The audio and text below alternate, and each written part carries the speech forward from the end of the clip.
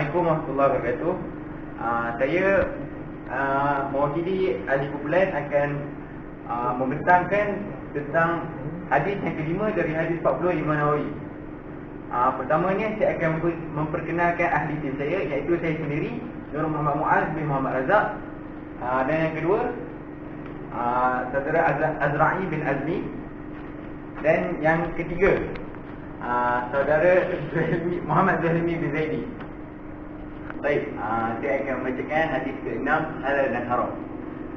An Abi Abdullah bin Nu'man bin Bashir radhiyallahu anhuma qala sami'tu Rasulullah sallallahu alaihi wasallam yaqulu innal halala bayyinun wa innal harama bayyinun wa bainahuma umurun mushtabihat la ya'lamuhunna katsirun minan nas faman ittaqa syubuhati faqad tabra'a lidinihi wa 'irdihi wa man waqa'a fi syubuhat waqa'a fil haram karra'i yar'a hawla lima yushiku an yarta'a fihi ala wa inna likulli malikin himma ala wa inna himma Allahi muharrimuhu ala wa innal fi jasadi mudghah idza saluhat jasad kullu wa idza fasadat jasad kullu ala wa hiya al-qalbi. Rawahu al-Bukhari wa Muslim.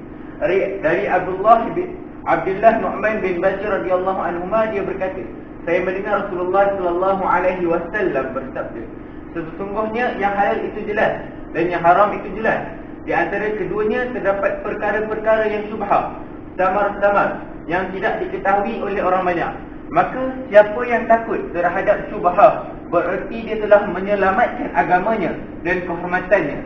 Dan siapa yang terjerumus dalam perkara syubhat, maka akan terjerumus dalam perkara yang diharamkan, sebagaimana pengembala yang mengembalakan haiwan gembalaannya di sekitar ladang yang dilarang untuk memasukinya, maka lambat laun dia akan memasukinya. Ketahuilah bahawa setiap raja memiliki larangan, dan larangan Allah adalah apa yang dia haramkan. Ketahuilah bahawa dalam diri ini terdapat segumpal daging. Jika dia baik, maka baiklah seluruh tubuh ini, dan jika dia buruk, maka buruklah seluruh tubuh. Ketahuilah bahawa dia adalah hati. Riwayat Bukhari dan Muslim. Seterusnya saya akan memberikan pembentangan seterusnya kepada saudara Azra'i. Baik, soalan yang pertama. Soalan pertama, apakah kepentingan hadis ini? Kepentingan hadis ini terdiri daripada usul dan kaedah teragung yang dibina atasnya akan agama ini. Maka Imam Abu Dawud As-Sajastani akan sesungguhnya peredaran agama ini adalah 4 hadis. Salah satu daripadanya ialah hadis ini. Ulama lain juga berkata hadis ini juga banyak berkait dengan kebanyakan hadis dalam bab-bab yang ibadat, muamalat dan akhlak. Okey, soalan yang kedua. Hadis ini mengandungi 3 permasalahan, iaitu halal, haram dan syubhah. Ya, baik dia penjelasan untuk ketiga-tiga halal, haram dan syubhah. Jawapan pertama kepada halal. Banyak firman Allah dalam Al-Quran yang bermaksud pada masa ini dihalalkan bagi kamu memakan makanan yang lazat-lazat serta baik-baik, dan makanan-makanan sembelihan orang-orang yang diberikan kitab itu adalah halal bagi kamu, yakni orang ahli kitab. Dan makanan sembelihan kamu adalah halal bagi mereka untuk makan. Maksudnya makanan untuk orang Islam sama Islam itu halal. Dalam surah Al-Maidah ayat yang kelima. Ayat ini berkaitan dengan makanan. Dalam bab munakahat pula, Allah berfirman tentang selepas bilangan mahram, daripada wanita mahram yang belum dikahwini, dan dihalalkan bagi kamu perempuan-perempuan yang lain daripada tersebut itu, untuk kamu mencari isteri dengan harta kamu secara bernikah, bukan secara berzina. Dalam surah An-Nisa ayat yang ke-24. Okey, jadi kita akan pergi pula ke bahagian haram. Bahagian haram ni adalah antara firman Allah yang menyebutkan tentang haram. Diharamkan bagi kamu berkahwin dengan ibu-ibu kamu, anak-anak kamu, dan saudara-saudara kamu, dan saudara-saudara bapa kamu, dan saudara-saudara seibu kamu. Dalam surah An-Nisa ayat yang ke-23, firman Allah yang lain pula, dan diharamkan ke atasmu memburu binatang buruan darat selama kamu berihram. Surah Al-Maidah ayat yang ke-96. Maka diharamkan ke atas pemakai ihram untuk memburu binatang. Begitu juga diharamkan perbuatan keji kepada zahir maupun batin. Diharamkan juga setiap yang ditetapkan undang-undang Allah di dunia, seperti zina, mencuri dan perkara-perkara yang haram yang lain juga. Begitu juga yang ditetapkan atau didatangkan riba dalam firman Allah Subhanahu Wa Taala. Oleh itu, kalau kamu tidak juga melakukan perintah mengenai larangan riba itu sendiri, maka ketahuilah kamu akan adanya peperangan dari Allah dan Rasulnya. Okey, pada bahagian syubhah pula. Bahagian syubhah, setiap perdebatan yang mengandungi keterangan daripada Al-Quran dan As-Sunnah serta pendidikan makna, apabila terjadi suatu hukum itu, apabila bertembung halal dan haram, yakni di tengah-tengah halal dan haram tu, jadi satu benda itu menjadi syubhah, maka ianya akan meragu-ragukan kepada seluruh umat manusia. Kita akan serahkan kepada Zulhilmi Zaidi. Seterusnya kita akan pergi pada soalan ketiga. Soalannya ialah, apakah hukum perkara syubhah ni? Adakah ini halal atau haram? Okey, yang pertama, sebagai ulama mengharamkan perkara syubhah berdasarkan potongan hadis yang bermaksud maka siapa yang takut terhadap syubhah berarti dia telah menyelamatkan agamanya dan kehormatannya. Dan siapa yang terjerumus dalam perkara yang syubhah, maka akan terjerumus dalam perkara yang diharamkan. Namun itu terdapat juga sebagai ulama yang menghalalkannya, kerana ianya penyelesaian yang asal. Selagi tiada nas-nas yang mengharamkannya, maka ia kekal pada asalnya. Hal ini berdasarkan hadis Rasulullah SAW yang bermaksud, sebagaimana pengembala yang mengembalakan haiwan gembalaannya di sekitar ladang yang dilarang untuk memasukinya, maka lambat laun dia akan memasukinya. Hadis ini menunjukkan bahawa perkara syubhah tidak haram dan ianya dibolehkan. Okey, namun itu terdapat juga sebagai ulama yang lain yang tidak menghalalkannya, tapi serta tidak juga mengharamkannya, tetapi mengambil sikap sederhana. Jadi itu lebih baik menjauhinya. Dalilnya berdasarkan sebuah hadis yang menceritakan Sa'ad bin Abi Waqqas dan Abad bin Zam'ah yang mengadu kepada Rasulullah sallallahu alaihi wasallam tentang seorang anak laki-laki. Sa'ad berkata, "Wahai Rasulullah, anak laki-laki ini adalah saudara laki-lakiku, Utbah bin Abi Waqqas. Utbah mengaku bahawa anak laki-laki itu adalah anaknya. Lihatlah kemiripannya." Sedangkan Abad bin Zam'ah berkata, "Wahai Rasulullah, ia adalah saudara laki-lakiku yang dilahirkan di tempat tidur ayahku oleh budak perempuan milik ayahku." Lalu Rasulullah SAW memperhatikan wajah anak itu dan melihat kemiripan dengan Utbah. Maka beliau Rasulullah SAW bersabda, "Anak laki-laki ini untukmu, wahai Abad bin Zam'ah. Anak itu milik laki-laki yang menjadi suami perempuan yang melahirkannya, dan bagi orang yang berzina hukumnya rejam. Dan wahai Saudah, bijaklah dari anak laki-laki ini." Sejak itu, Saudah tidak pernah melihat anak laki-laki ini untuk seterusnya. Ini menunjukkan bahawa perkara syubhah perlu kita tinggalkan, dan banyak-banyak lagi hadis yang membicarakan perihal ini. Pergi pada persoalan yang keempat, iaitu apakah persoalannya? Daripada saya ialah tanya sebahagian ulama telah membahagikan perkara-perkara syubhah ini kepada beberapa bahagian. Jadi apakah bahagian tersebut? Okey, bahagian ini terbagi kepada tiga, iaitu yang pertama ialah sesuatu yang sememang dia diketahui akan keharamannya pada seseorang, kemudian dia ragu-ragu syak tentangnya, adakah itu tak kekal dengan kehalalannya atau tidak.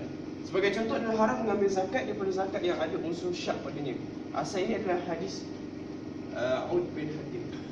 Yang kedua ialah sesuatu perkara itu halal tetapi ragu-ragu syak akan keharamannya. Seumpama seorang isteri yang ragu-ragu sama ada ia telah ditalak, yang ini telah digugur ke atasnya atau belum.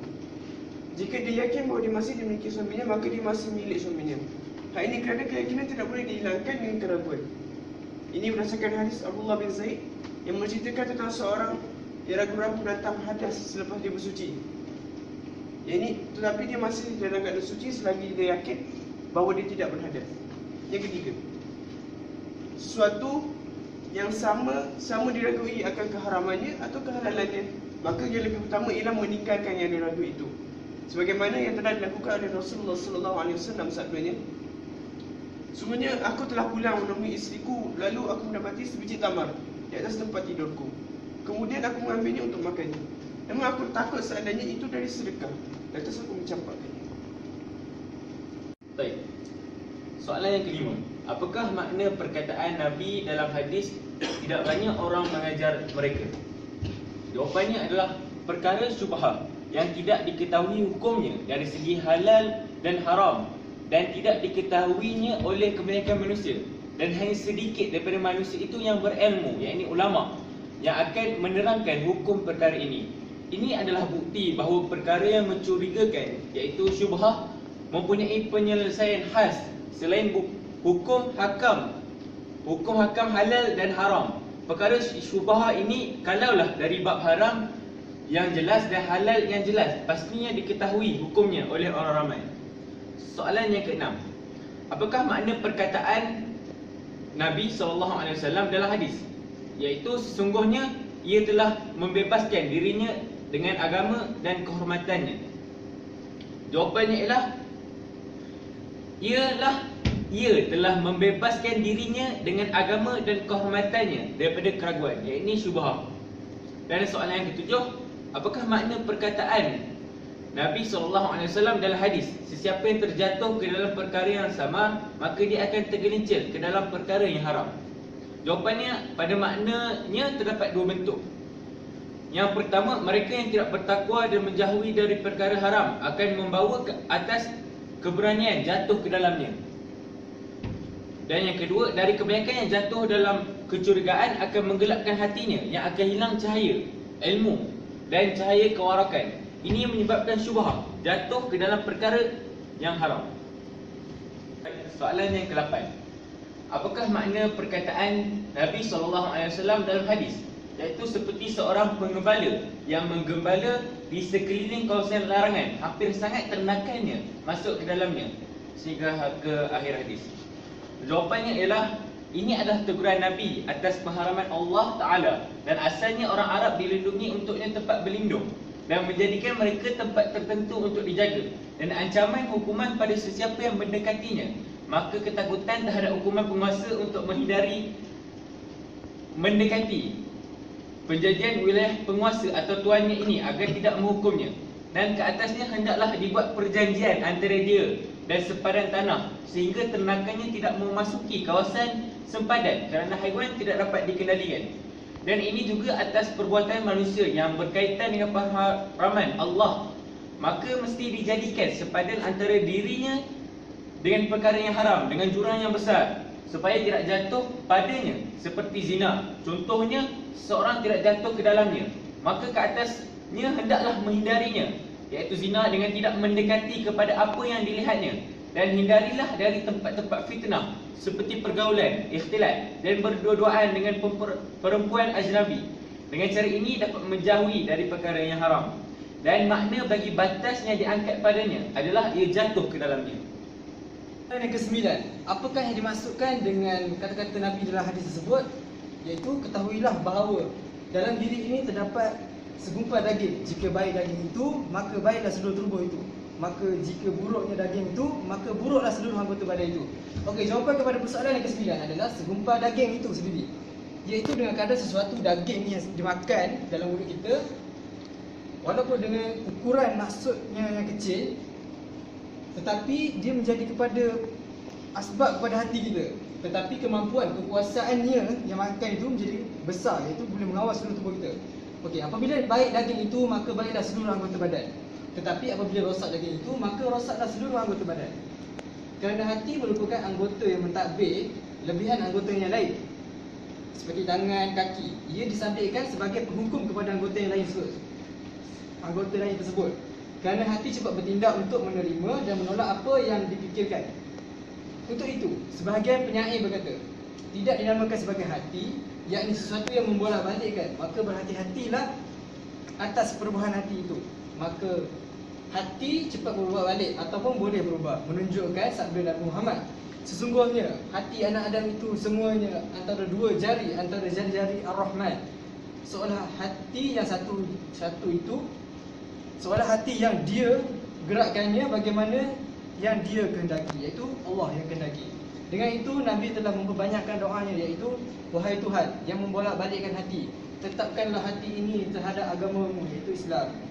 Untuk itu seseorang mestilah memperbaiki hatinya, dan hendaklah dia meminta kepada Tuhannya ketetapan hati terhadap iman. Apa kesimpulan kita dapat daripada topik kita kali ini? Ialah yang pertama, Hadis ini mengajar umat Islam agar mengenal pasti kedudukan sesuatu perkara dari sudut pandangan umat Islam. Adakah ini halal, adakah ini haram, ataupun ini perkara syubhat. Perkara ini penting kerana tindakan dan gerak kerja yang akan kita lakukan ialah berdasarkan kedudukan perkara-perkara. Okey, yang kedua, hadis ini menjelaskan bahawa daerah dan ruang lingkup perkara yang halal adalah sangat luas. Bahkan ia lebih luas daripada daerah perkara yang haram. Hal ini dapat difahami daripada perumpamaan Rasulullah sallallahu alaihi wasallam yang membandingkan perkara haram seumpama kawasan larangan. Oleh itu, selain kawasan larangan tersebut ialah kawasan yang halal. Demikian betapa besarnya dan luasnya daerah perkara halal berbanding dengan perkara yang haram. Okey, yang ketiga pula, ilmu dan orang yang berilmu mempunyai kedudukan yang sangat istimewa di sisi agama Islam. Mereka mengetahui sesuatu perkara yang tidak diketahui oleh kebanyakan orang. Dengan ilmu inilah seseorang mampu mengenal pasti kesamaran dalam sesuatu perkara, seterusnya membuat keputusan yang menghampiri kepada kebenaran. Okey, ini keempat, serana kepada kita agar memeriksa, memperbaiki, memberi perhatian terhadap hati, kerana hati merupakan raja dalam diri, maka ia merupakan anggota yang paling penting. Yang kelima, makanan-makanan yang halal. Makanlah makanan yang halal dan berusaha bersungguh-sungguh mendapatkan yang halal, kerana ia sangat memberi kesan terhadap iman dan hati. Imam Ahmad ditanya tentang apakah perkara yang melembutkan hati. Beliau menjawab, makan makanan yang halal. Yang terakhir, yang ini nombor 6, apabila kita memerhatikan hadis ini, kita dapati permulaan suatu perkara berkait rapat dengan yang halal dan haram. Namun, natijah dan perakhiran sesuatu perkara ialah hati yang baik atau hati yang rosak. Sekian, wabillahi taufiq wal hidayah. Wassalamualaikum warahmatullahi wabarakatuh. Wassalamu ila liqa.